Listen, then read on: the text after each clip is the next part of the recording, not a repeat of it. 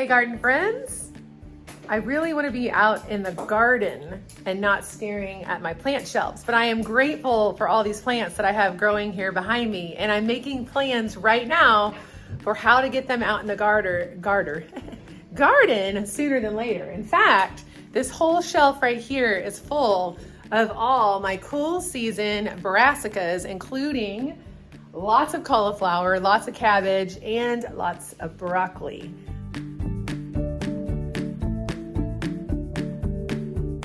So it is March 21st today, the day after spring, and I am going to head out to the garden today to take a peek and see if we're ready to start getting things in the ground as soon as today and definitely by the end of this weekend. I'm looking at getting my onions in the ground, possibly potatoes, and if I have all the right equipment to get my frost covers up, just in case, I'm gonna be maybe putting some of these babies in the ground. And part of that is because I wanna get them out there acclimated to the weather, and I need to free up this shelf because the girls and I wanna do a flower garden this year, and I have lots of flowers that I really need to be starting right now, but I don't have the space for them. Now I could clear off another shelf and put it over here on the left and grow some more, but I just don't really want to do that. My goal is to get things out into the garden sooner than later. I also have a bunch of mustards and kales and lettuces and baby greens up here that can go outside as well once they get a little bit bigger. I've got a bunch of Swiss chard back there that I'll have to wait till it warms up a little bit more. And then really the rest of this down here are all my warm season plants, all my peppers and eggplants and herbs and tomatoes that I started this past weekend. And they're all looking great. I've got a lot of herbs. I've got some onions back here, some bunch onions that I've done, some dill, and then down here I've got lots of basil and pepper plants. If you haven't started your pepper plants inside, you really want to do that now because they really need a long time to get going. And even though they go out later than your tomatoes, you need to start them earlier just because they have that long period of developing. Your herbs as well, like your Mediterranean herbs, take a little bit longer to get going than maybe like your dill, and even parsley can take off pretty quick. And I've actually already moved my parsley and my cilantro to my outdoor vertical planters, which I'll show you here in a second. But we're definitely still in seed starting realm right now. If you are curious about starting seeds, it's not too late.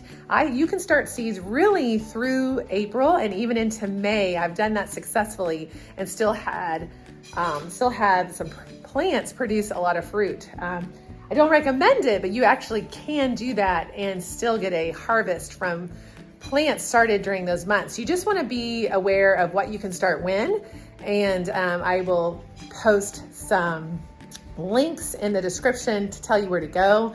That's like Farmer's Almanac online calendar, and there's lots of other places. Botanical Interest has an indoor-outdoor sowing guide that's really helpful. That will let you know what you can be starting right now indoors or even sowing outdoors. You can absolutely be sowing some of these seeds outdoors, like your kales and your carrots and again, potatoes and onion sets and things like that. Lettuces, spinach, those are all things you can really be starting outdoors right now, dependent on where you are. We're in Southwest Michigan, and those are things that we can be planting outside right now. So let me take you outside and show you my vertical planters that I had planted out in a couple weeks ago, and we'll see if they survived the really nice big snow we had last week.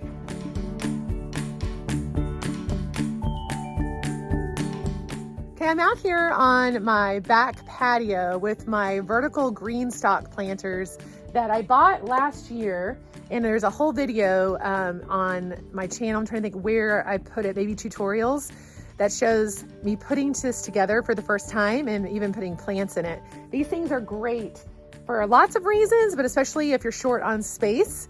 They take up about 1.5 square feet of space as you're looking width-wise, and you can get as many as 3 to 7 layers going up.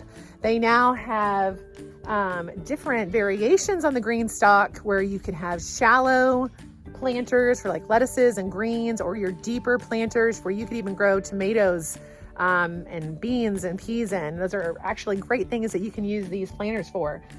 I am specifically using mine for greens and herbs this year. I want to grow plants here that I can just run out from my kitchen, which is right there, and come get some greens and some herbs to cook with immediately or make a salad, especially this summer.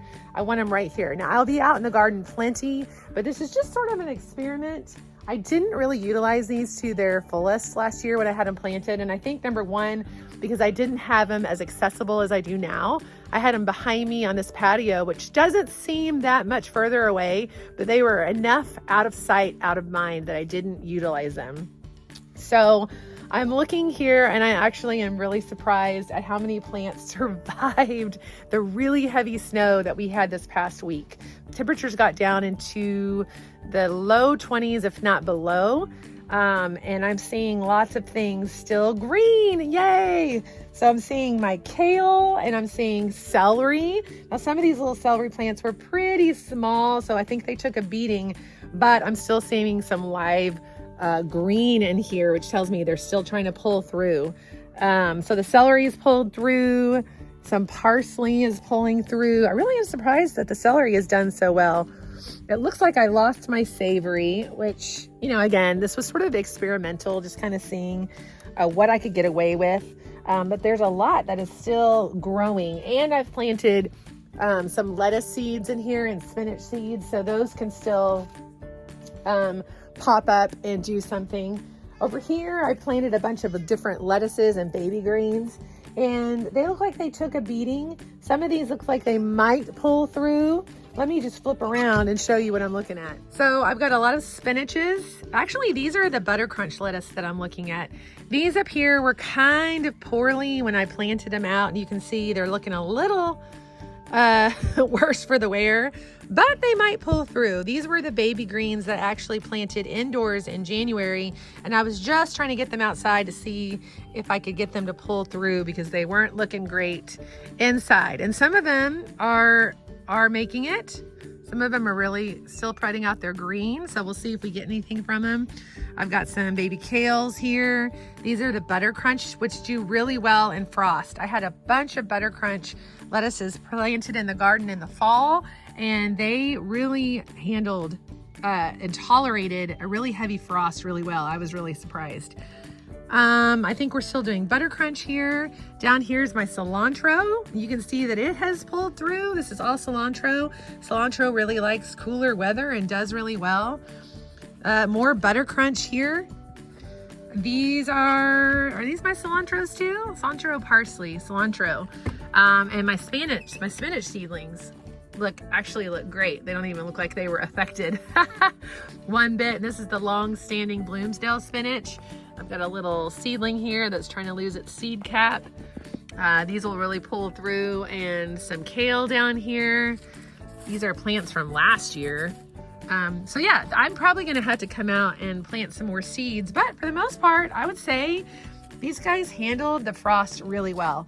Now I did throw some frost covers over them to protect them from direct contact with the snow, but overall, they look pretty good.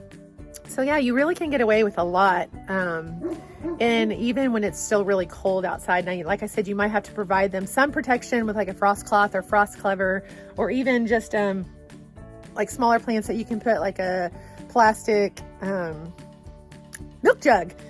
I've used all kinds of things to cover things to protect them from the frost, whether it's an old planter pot or a plastic bin or frost covers or milk jugs. I've pulled out everything to try to protect plants from the frost. These were really easy to cover, and since they were right off my living room, I could just walk right out, cover them, weigh it down, and it was good to go. So I'm actually really pleased with how many things have pulled through. And now that the sun is really coming and it's starting to warm up, they'll really start to get going. And I may have to plant a few more seeds, but that's okay, because that kind of goes with my whole succession planting plan that I have, to plant seeds and then 2 weeks later plant more seeds, and 2 weeks later plant more seeds to really maximize the spring season, because some of these plants will start to bolt once it warms up in May. But I can really get a lot out of these fast growing plants that will be ready to harvest in 30 to 40 days. 30 to days. You can have food to eat in 30 to 40 days, which is awesome. I have a whole guidebook, and I'm working on a workshop that teaches you how to plant an early spring garden so that you can have food ready to eat in 30 to 40 days after planting. And this is the prime season for most people in the United States to really maximize that window of spring weather for those fast growing plants like radishes and lettuces and greens. Most other plants will take longer to grow, and then you're moving into your warm and your hot season plants. But the spring and the early fall is really where you can maximize those short maturity dates, fast growing plants. So yeah, I'm really excited to see what's going on here. I will keep you updated on the growth of these things. And as we start moving out to the big garden out front and moving out our cool season plants, I will be sure to capture some footage and tell you what I'm doing out there. Okay, we'll see you on the flip side.